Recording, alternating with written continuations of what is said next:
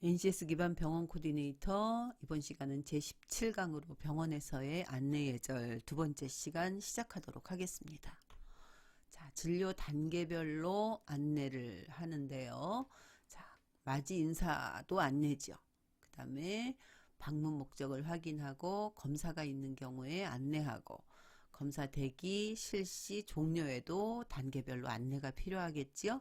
그 다음 검사를 마치고 진료실로 안내하고 수납 그리고 다음 진료에 대한 예약까지를 단계별로 우리 같이 하나씩 알아보도록 하겠습니다. 자, 우선 병원 내에서의 시설 혹은 위치를 안내할 때 예를 들어 이제 1층에서 3층에 있는 물리치료실을 안내한다고 하는 경우에 이제 언어는 이렇게 하면 되겠죠. 예, 물리치료실은 3층입니다. 엘리베이터에서 내리신 방향으로 오른쪽이 물리치료실입니다. 이렇게 안내를 하면 되는데, 자, 여기에서 보면 물리치료실은 할 때는 고객과 눈을 마주치고 있으면서 엘리베이터 쪽으로 할 때는 엘리베이터 쪽으로 잠깐 내가 시선을 봐준다는 거죠. 그래야 엘리베이터가 어디 있는지를 고객이 금방 인지를 해요. 이때 엘리베이터 쪽을 손으로 가르치기도 하죠. 그런데 가리킬 때는 손으로 가리킬 때는 손바닥이 약간 위로 올라가게끔 45도 정도로 이렇게 사선을 만들어서 안내하면 되죠. 자, 그래서 내리신 방향으로 오른쪽이 물리치료실입니다. 라고 하면 정확하죠. 대부분 병원에서 안내할 때 여기까지만 하는 경우들이 있죠. 자, 물리치료실로 가시면 되는데요. 3층으로 가세요. 라고 할 때 고객이 불만족하게 되잖아요. 자, 안내할 때는 중요한 거 안내하는 방향 쪽으로 여러분의 시선도 같이 그리고 안내하는 동작에서 여러분의 손이나 여러분의 눈도 같이 그쪽을 취했다가 시선은 다시 고객 쪽으로 오고 고객과 눈을 마주친 상태에서 손을 내려도 되는 거죠. 자, 이제 인지가 제일 먼저인데요. 자, 고객이 문을 열고 들어오는 순간에 여러분이 먼저 마음가짐으로 고객을 맞을 준비가 되어 있어야 돼요. 자, 그 다음에 내가 무슨 일을 하고 있었다라고 할 때 고객이 문을 열었다라고 하게 되면 아무도 안 보일 수도 있잖아요. 그래서 고객이 들어온과 동시에 뭐 일어서기도 하고 혹은 허리를 바로 펴기도 하고 이런 것들이 마음가짐을 보여주지요. 자, 그리고 복장이나 자세, 태도가 고객을 맞을 준비가 되어 있어야 되겠죠. 그리고 아이 컨택은 이가정하면서 여러분하고 계속 이야기하게 되고 강조하게 돼요. 자, 그러면 고객을 인지하는 순간 여러분이 눈으로 고객과 인사, 눈인사, 즉 마주침을 갖게 되죠. 그리고 나서 고객이 가까이 오면 이제 우리 병원을 처음 왔는지 혹은 여러 번 왔던 고객인지 혹은 거래처 손님일 수도 있고 관청에서 나왔을 수도 있고 때로는 우리 병원이 원치 않는 손님일 수도 있어요. 이런저런 물건을 사라고 오는 경우도 있고요. 가끔씩 코디네이터들이 뭐 예를 들어 원장님 계세요? 라고 했을 때 실수하는 경우들이 보면 뭐 새로운 거래처 우리가 기존 거래하지 않는 그런 의약품이라든지 기기상이라든지 이런 데서 그냥 원장님하고 마치 약속이 되어 있는 것처럼 원장님하고 잘 아는 것처럼 쑥 밀고 들어오는 경우들이 많이 있어요. 그래서 고객이 들어서는 순간부터 여러분이 저분이 우리 병원에 방문한 목적에 대해서 조금 알 수 있어야 되겠다는 거죠. 거래처에서 오신 분이나 관공서에서 왔는지 혹은 뭐 흔하게 얘기하는 잡상인인지 구분할 줄 알아야겠습니다. 자, 방문 목적을 확인하는 단계가 제일 첫 단계라 그랬죠. 자, 이런 인사를 하겠죠. 자, 어서 오세요. 저희 병원이 처음이신가요? 라고 할 수도 있고요. 아, 피부 트러블 때문에 전화로 예약하신 김은정 님이시지요? 아, 시간 딱 맞춰 오셨네요. 항상 바쁘시죠? 자, 보세요. 피부 트러블 때문에 전화로 예약하신 김은정 님이시지요? 자, 뭐예요? 방문 목적이잖아요. 자, 그 다음에 요거에서 조금 더 나가면 어때요? 그런데 시간 딱 맞춰 오셨네요. 늘 바쁘다고 그러셨죠? 라고 하게 되면 고객이 나를 정말 잘 기억하고 있구나. 이렇게 나를 잘 챙겨주는 거 보니까 진료도 만족스러울 거야. 라는 느낌을 갖게 됩니다. 자, 이제 검사를 하는 경우도 있고 하지 않는 경우도 있죠. 자, 필요한 경우에 이러이러한 검사를 받으시겠습니다. 검사실은 어디입니다. 그리고 검사 전에 잠깐 안내, 검사 후에 안내. 이 흐름으로 가겠죠. 하나씩 볼까요? 자, 검사 전에는 진료 전에 이러이러한 검사를 먼저 실시하게 됩니다. 그리고 시간이 이 정도 15분 정도 걸릴 겁니다. 이거 굉장히 중요해요. 숫자를 자주 사용하면 상대가 쉽게 이해하고 신뢰가 갑니다. 10여 분 걸릴 겁니다가 아니라 15분 정도 걸릴 겁니다 라고 하는 것이 훨씬 고객으로 하여금 신뢰를 하게 한다는 거죠. 조금 기다리셔야 돼요가 아니라 3분에서 4분 정도 기다리셔야 됩니다 라고 하시면 됩니다. 숫자를 사용하라는 거예요.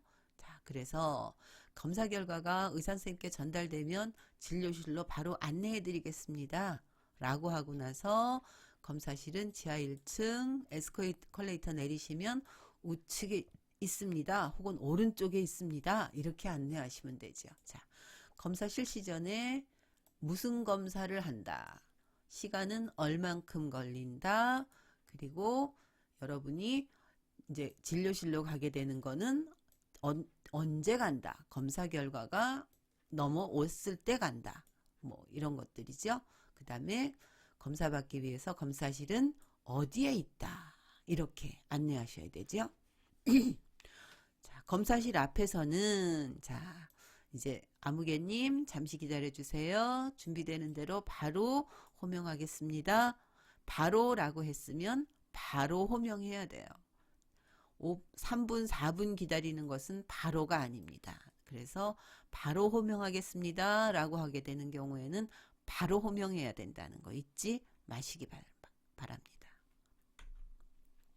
자, 검사를 실시하기 위해서 뭐 촬영실 앞이다 라고 하게 되면 오늘 실시하는 검사는 뭡니다. 이거는 이제 여러분이 하게 되기보다는 거의 대부분 방사선과에서 하게 되거나 혹은 임상병리과에서 하게 되겠죠. 뭐 여기서 뭐 촬영 쪽이 아니라 검사일 경우에는 임상병리실이 될 거고요. 무슨 촬영이 될 경우에는 방사선 쪽이 되겠죠. 자, 그래서 혹은 이제 옷을 갈아입어야 되는 경우에는 탈의실에서 옷 갈아입으시고 이거 잊지 마세요. 옷장 키 이야기 꼭 안 하시면 병원에서도 분실 사고가 굉장히 많이 일어납니다. 자, 검사를 실시한 다음에는 검사가 이제 다 맞춰졌는지 그리고 환자에 대한 협조에 대한 감사를 반드시 표현하시고요. 그리고 결과가 언제 전달되는지 알려주시고 그 다음 환자의 동선을 안내해 주셔야죠. 자, 이제 가시면 돼요. 뭐 진료 받으러 가세요 라고 할 것이 아니라 진료과 진료실 위치를 꼭 정확하게 안내해 주셔야 합니다.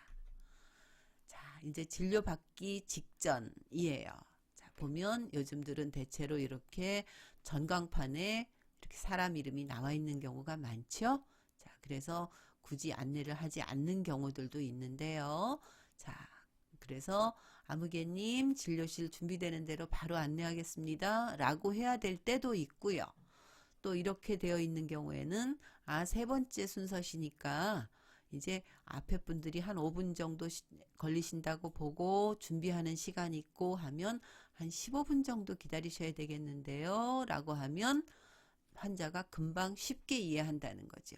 자, 세 번째 순서시니까 좀 기다리셔야 돼요 라고 하면 환자가 얼만큼 기다려야 될지 잘 모르기 때문에 그래요. 자, 환자들이 진료나 대기를 어떻게 느끼는지 보니까 의원에서는 환자들이 한 18분 정도 기다리는 것은 무리가 없다. 이 정도는 기다리겠지 생각하는 거고 병원급을 갔을 때는 한 26분 정도는 이 정도는 기다릴만 하지 앞에 진료를 하고 있으니까 라고 생각한다는 거예요. 자, 그래서 우리 병원에서 환자가 몰리는 시간에도 절대로 병원급에서는 25분을 넘기지 말자라는 목표, 의원에서는 15분을 넘기지 말자라는 목표를 세우고 환자 진료를 안내하는 것이 좋겠어요. 자, 이제 수납하고 다음 진료를 예약하는 순서입니다. 자, 그래서 이제 진료를 다 마치고 나온 거죠. 그래서 오늘 수납하실 비용이 얼마인지 안내하시고, 그리고 나서 이제 처방전을 같이 주게 되잖아요. 자, 그럴 때 그냥 주지 말고 궁금하시면 항목별로 설명해 드릴까요? 알려 드릴까요? 라고 하면 많은 경우에 그 고객들은 아니 괜찮아요 라고 하는 경우가 더 많죠. 자, 그래도 반드시 항목별로 안내해 드릴까요? 알려 드릴까요? 물어보시기 바랍니다. 그 다음에 다음 진료가 언제입니다. 진료실에서 진료 일자를 잡고 나오는 경우도 있고요. 그렇지 않고 나와서 데스크에서 진료 일자를 잡는 경우가 있어요. 자, 이럴 경우 이때는 진료 일자를 병원에서 진료실에서 잡고 나온 경우죠. 자, 시간만 결정하는 경우에는 일단 환자의 의도를 먼저 물으신 다음에 가능한 한 그 시간 가까이 해드리는 게 좋고요. 그렇지 않은 경우가 있죠. 진료실에서는 진료 시간을 다음 진료에 대해서 결정하지 않고 나온 경우에는 다음 방문이 가능하신 날짜를 알려주시겠습니까? 라고 하면서 그 날짜가 수요일이다 라고 하면 저희 병원은 대체로 3시 전후가 한가한 편이에요 라고 하면 환자가 참고를 해요. 자, 이렇게 차기 진료 예약과 수납을 마무리하시면 되겠습니다. 자, 이제는 방문 예약을 하기 위해서 우리 병원의 위치를 안내해 줘야 되는 경우들에 대해서 할게요. 자, 이 부분은 전화할 때도 조금 나오겠지만 안내 부분만 지금 여러분하고 같이 짧게 알아볼게요. 이제 전화 통화를 하고 있어요. 저희 병원은요, 지하철 3호선 무슨 역에서 내려서 5분 거리입니다. 라고만 할 게 아니라 거기까진 다들 잘 하세요. 안 가르쳐줘도. 그런데 여기에서 하나 더 플러스 해야 될 것이 뭐냐면 출발하시는 지점이 어디세요? 라고 하는 거예요. 제가 병원 출강을 갈 때 항상 미리 전화를 좀 해봐요. 그러면서 제가 어느 지점에 있는 어디에서 출발하는데 병원까지 어떻게 가는 게 가장 편해요? 라고 하는 경우에 글쎄 제가 그 동네 안 살아서 잘 몰라요. 이런 병원 직원들이 꽤 많아요.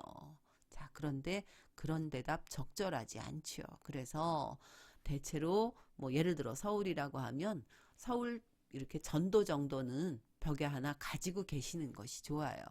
자, 그래서 제가 무슨 아파트인데요. 그렇게 고객이 말씀하시면 네. 알았어요. 그럼 어떤 교통편으로 안내해 드릴까요? 라고 묻고 고객이 버스를 묻는다면 자, 고객님이 사시는 무슨 아파트에서 몇 번 타시고요. 어디에서 내리시면 뒤쪽으로 저희 병원이 보이세요. 2분만 병원 내리신 쪽에서 뒤쪽으로 걸어오시면 돼요. 이렇게 안내하면 고객이 굉장히 편하게 병원을 찾을 수 있겠지요. 자, 고객을 안내할 때는 특히 전화로 할 때는 천천히 하고 고객하고 지금 눈으로 마주보고 있는 듯이 단계별로 확인하면서 안내하는 것이 굉장히 중요합니다. 자, 지난 시간과 이번 시간에 했던 내용들 간단하게 핵심만 정리해 보겠습니다. 고객을 안내할 때 눈맞춤이 아이 컨택이 중요하고 먼저다. 그 다음 고객과 우리 직원이 마주치는 순간 고객의 평가는 시작됐다.